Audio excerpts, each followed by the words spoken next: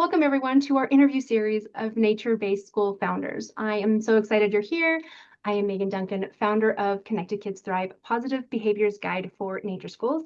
Today we have Laura with Laura's Nature School. And so we are super excited to dive into her story and her nuggets of wisdom. Before we do that, as always, I'm going to ask 3 questions to Laura, and that's how our conversation will go. And the 3 questions are, number 1, what inspired your nature school to begin with? Number 2, what challenges have you overcome or behaviors have you had to shift along the way? And then number 3, what do you wish you would have known earlier that would have helped you, get where you are get to where you are faster, that you can share with our audience? Because as you may know, our audience is not only nature-based school founders, but it's also educators and parents who are wanting to learn and grow, and also people who are interested in creating nature schools. And I think all of us here have this little side goal of really encouraging others to create their nature schools because kiddos need these beautiful settings and experiences. And so with that, please introduce yourself and let us know what inspired you to start this journey. Well, thank you, for having me. I'm really delighted to be here. My name is Laura Roush, and I have a nature school, Laura's Nature School, in Fort Collins, Colorado. I was inspired to start an early education program, basically out of the need of finding a childcare arrangement, a high quality one for my own daughter. And when I began, and way back in the day, I had the typical model, very, traditional preschool program, picture schedule every 15 minutes, had, an idea of what came next. And I did that for about 10 years. And the thing that I noticed most that I started to feel was stress of the children and stress of myself. And the kiddos loved being there. I had great relationships with families, but I just thought there has to be a simpler and a kinder way to, have a result of less stressed children. And I began taking college classes. I learned a lot about different philosophies that are more the outdoor model, like Reggio Emilia, or schools in Finland and Norway. And I was just really inspired by, learning about that. And so I, about 20 years ago, decided to switch into a nature school in a play-based, child-led model. The thing that's really interesting is that I have the experience of about 10 years of the traditional model, and I have 20 years experience of the nature-based. And I don't see children that are any less intelligent, but I just see happier and more grounded children and just happier families in general. Thank you for sharing that. I think we can all relate to that. I think most of us started with a need, like, we were looking for childcare ourselves and we couldn't find exactly what we were looking for and did it ourselves. And I can relate to exactly what you said. When I started mine, I thought I could do better than everyone that I saw, and I was doing the same thing. And this is also why I love behavior change, because any kind of behavior change has to come from the adult first. And when I finally found my guides to help me, right? These nature and play-based leaders in this field, then I think you've heard of the ladybug story where, when I was able to trust them and trust myself and give kiddos the time and space, just like you do, just like so many of us do, they can just take the world and just go. And these little ones, were asking about a ladybug, and then through their inquiry of questions, asked if space had a smell. And so, 3 and 4-year-olds are just brilliant. And when we don't box them in and have our agenda first and let them be the agenda instead, magical, peaceful things happen. Happiness happens, just like you said. and families are happier too. And so, yeah, exactly. I love that. Um, okay, number two.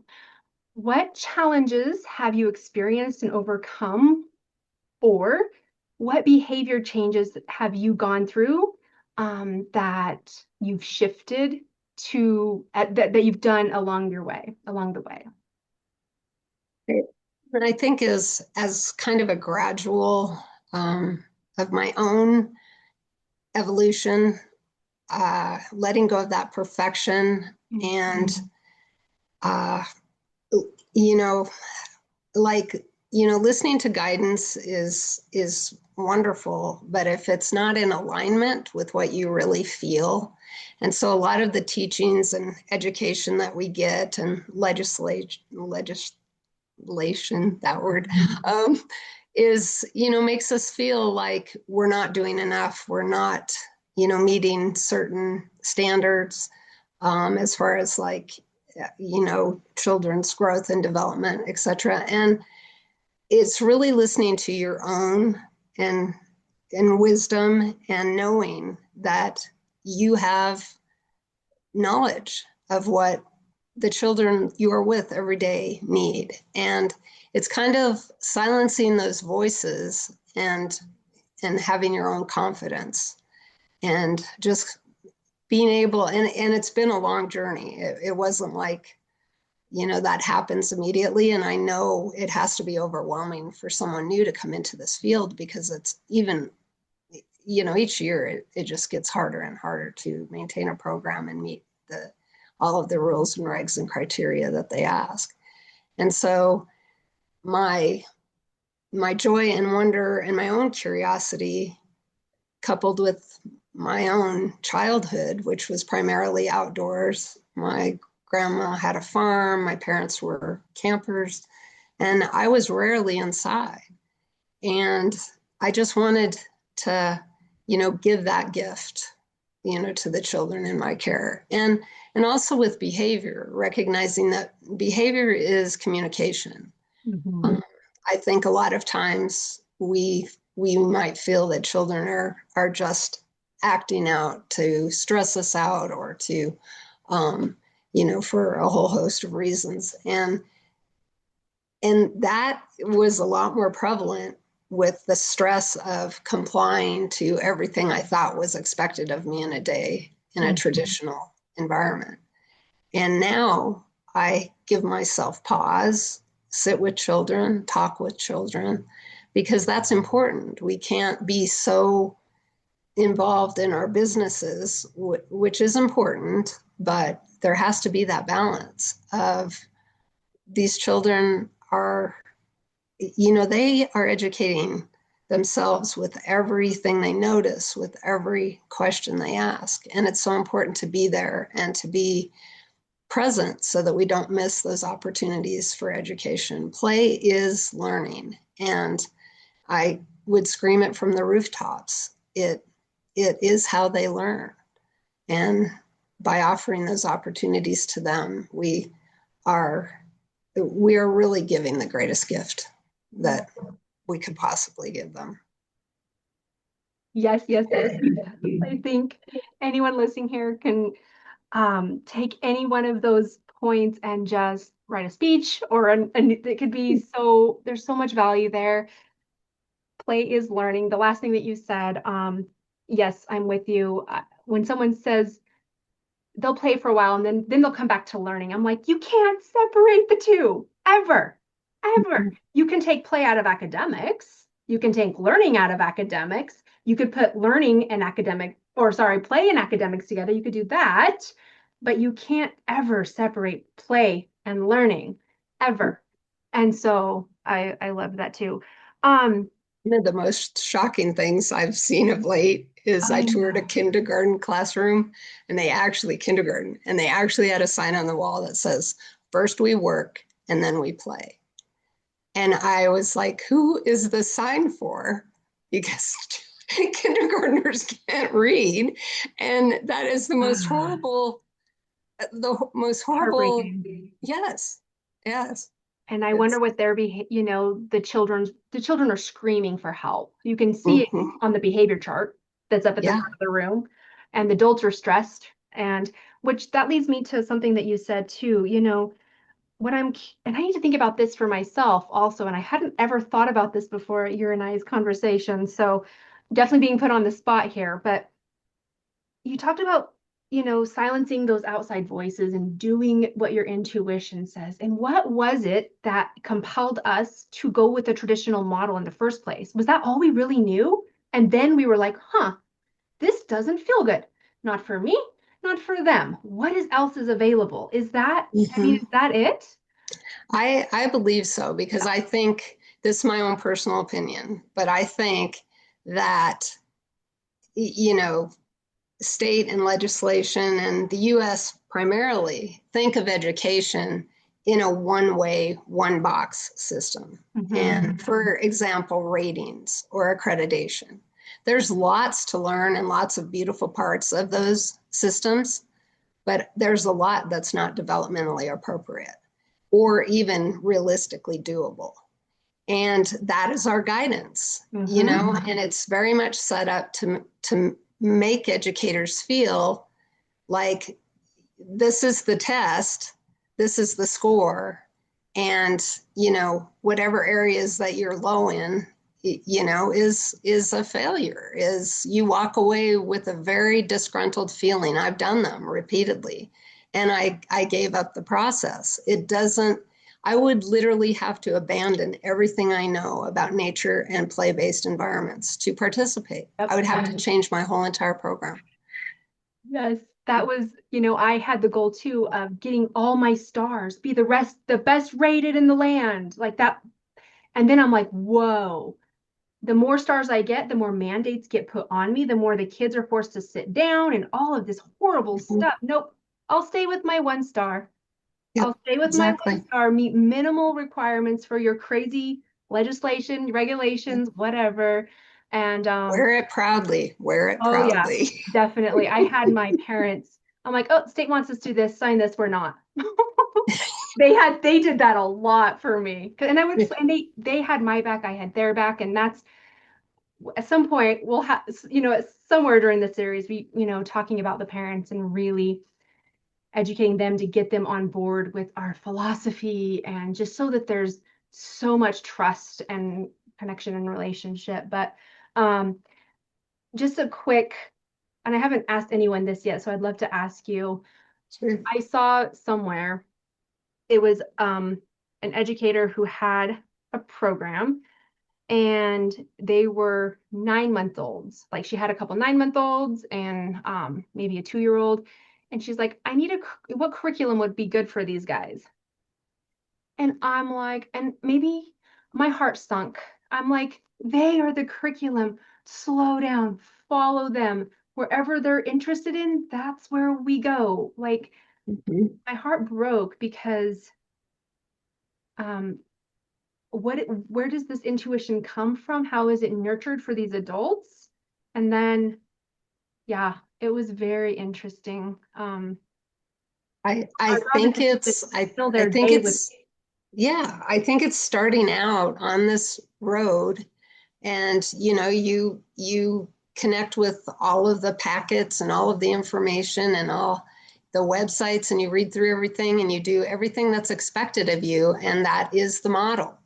And I think the most important thing about what we're doing and connecting with others in nature-based play is I do believe that we have to kind of step back away from fighting, not that we should quit fighting, Right. but also, you know, put our focus more towards parents and Mhm. educating parents about, it's, you're in the behavioral end of things.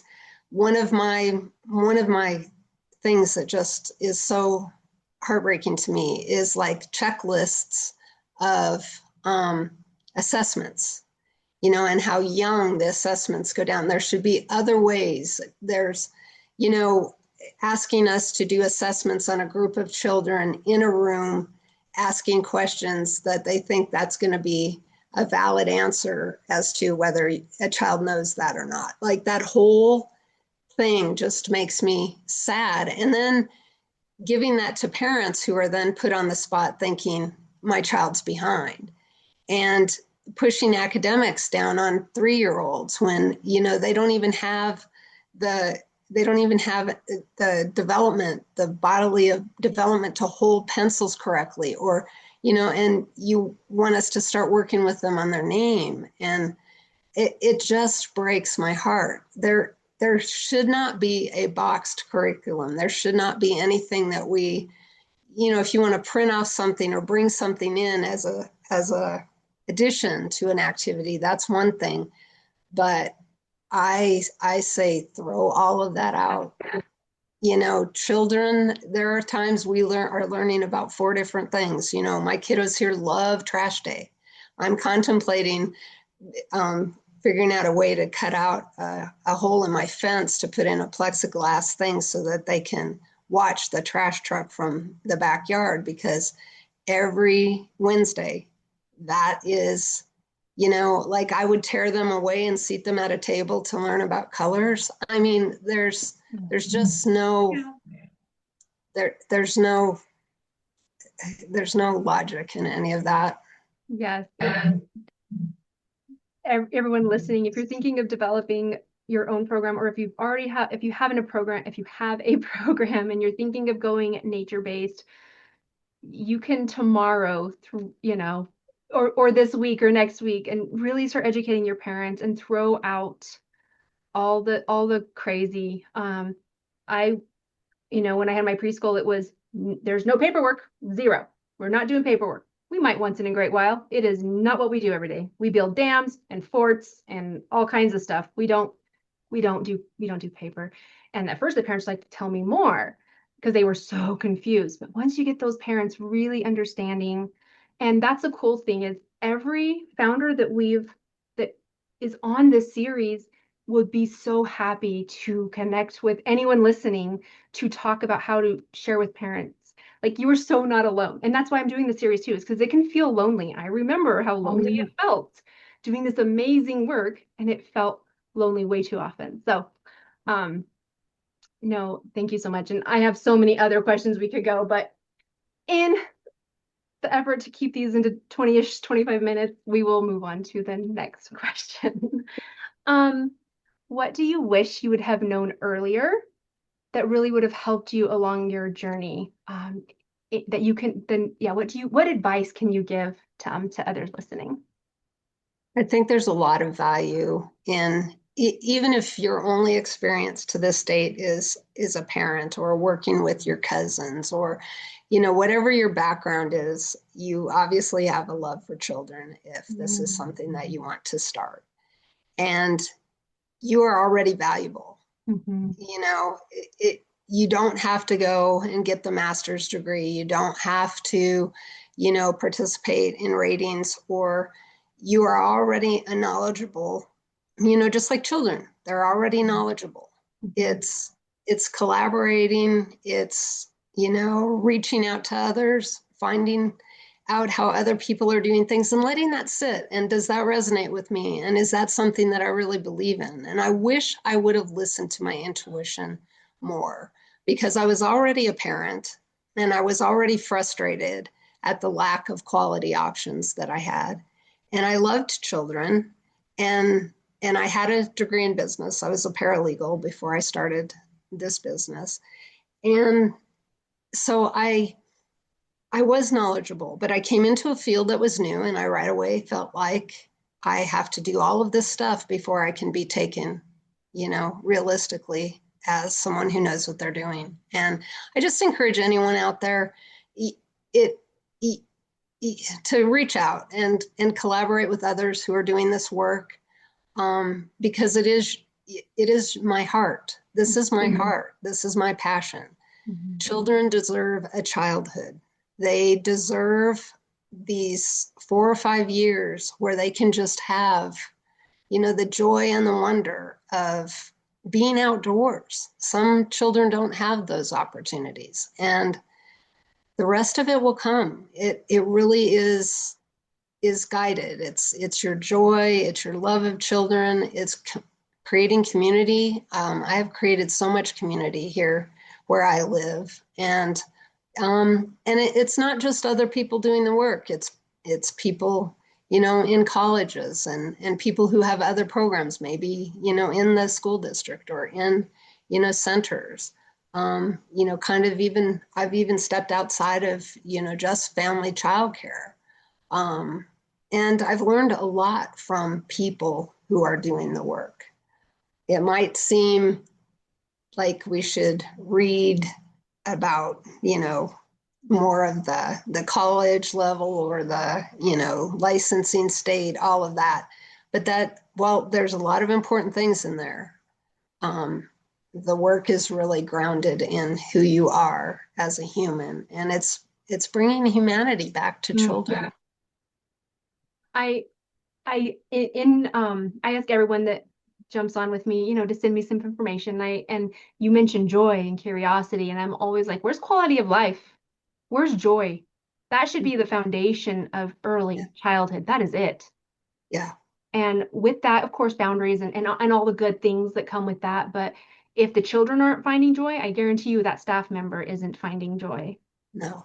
And then it's just a downhill roller coaster from there. Something you mentioned was quality, and that kind of circles back to what we were saying a second ago, and I think, I don't know, as far as the conversation with parents, what is quality? Because they're looking for, we all have this idea that maybe our kid can go to Harvard and have a really good life and be so successful. And that's not, that's just a really inflated view of, I guess, reality. And also, what really do we want our kiddos to experience? And for now, what it should be is joy and quality of life. And Yeah. so when parents are looking at quality or, your program, how do you explain this is quality? Because, there's always the ratings, quality ratings. But true quality looks like what we've been talking about. Um, a founder who meets that child where they are and realizes behavior is communication, and they're not purposefully, trying to act out and all these things. And I think whenever educators are busy checking boxes for their agenda, they don't see the essence in the being in front of them, and they can't meet those needs because they're busy meeting these needs. Um, so I don't know if that was a question. Do you have Okay. anything to add to that as far as that quality piece? I I think in my interviews and when I'm even, because I will meet with families who are interested in nature-based play, even I will give them a tour even if I don't have an opening, because I think it's important for families to understand that they have choice. I'm a huge proponent of, a variety of programs. I don't think we should all be the same. I mean, Mhm. diversity in programs is really crucial, and parents should have a choice. And there will be those parents who are more, guided to choose something that's higher academics, and that should be an option for them.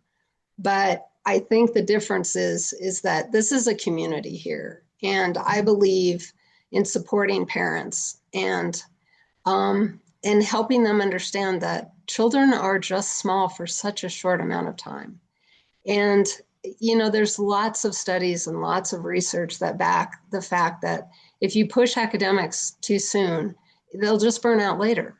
And so I often present it to the point, what is your goal for your child? Do you want the smartest kindergartner, or do you want to inspire the love of lifetime of learning? Mhm. And when children are confident, when they're happy, when they're joyful, they can learn anything. Mhm. We're just holding space for them to learn. We don't fill them with information. And if you think about yourself as an adult going to a training that you're not really interested in, you can sit there for 2 hours, but it's not like it's going to be valuable once you leave. So I think we just need to switch our whole approach to how children actually learn. And they don't learn by force. You're right. Um, Yeah, and I agree with you. Parents should get to pick, any kind of setting that they want. There should be lots and lots of different varieties. Some people are more Waldorf inspired or Montessori or Reggio Emilia or whatever it is. Um, and I think we each bring a unique spin from our own experiences and our own perspectives. And um, yeah, I think everyone listening to and every interviewee, when a kiddo can get when they get in a conflict, but they have the skills and the trust and the confidence to get out of that, to hold their own boundaries, to get out of that, that is the gold. And when they're, being forced to sit at desks for too long, they don't get those opportunities to really hone those skills. And most kindergarten, first grade teacher would say they would rather have a kiddo who is socially emotionally equipped versus a kiddo that can, count to 100 and know all their sounds and letters. So really getting back to those basics and freedom and joy, and the Mhm. kids will learn so much. um, we don't need to do a whole lot of forcing of anything because they've got it. Um, I mean, my 3-year-olds could talk about non-Newtonian fluids and viscosities. Like when they have freedom, we can sprinkle in some high level stuff, and they're Yeah, interested and they take it home and they use it every day because it was their idea. They yeah. were They bold. often ask about things that are way above Yeah, their grade level. exactly. Once they love learning, Yes, then they just want to learn everything. yes. Oh my Yeah. gosh. Well, thank you. Oh my goodness. Yeah. Um, how can people reach out to you, to follow you, support you, or ask you any questions? What do you recommend? How do they reach out to you? I have a website. It's laurasnatureschool.com, and you can also email me through there directly, laura@laurasnatureschool.com. Okay. Yeah, that's probably the best way. But I'm happy to talk with people and um, you know, anytime. So much wisdom. 30 years, is that what the math adds up to? That's Yeah. amazing. You are a guide. I mean, Laura wasn't my guide specifically, but we all have our guides that are just waiting for us to ask and reach out for them. Well, So there's a lot of people to thank for why I'm sitting here today. So I didn't do it all on my own. I can guarantee you that. exactly. Thank you. And yes, please Yeah. reach out to Laura, everybody. And if you are curious about behavior, you want to equip your team, I generally work with not, nature schools that are becoming established, but nature schools that are already established. And you have a team, and if you are noticing that, gosh, sometimes there's things repeating and we're just not approaching it the most effective way, that's how I help nature schools. I was actually asked to do this by a fellow nature school founder. She saw what I was doing with parents in my parent coaching, and she said, "Hey, can you do that for me too?" And I said, "Yes." And so I help teams become more equipped in understanding behavior so they can approach it in a really positive way, reinforce the right things, get on the same page, and so that, yeah, children feel heard, their needs met, all that good stuff. And the best way to reach out to me is probably through my Facebook page, Positive Behaviors Guide for Nature Schools, and then DM me through there. Or you can email me through there too. And with that, thank you everybody for listening. And so happy you're here with us. And if you're interested in getting your story and your school featured, you can reach out to me also. And with that, we will wave goodbye and talk to you later. Bye, Thanks so much. everyone. Thank you.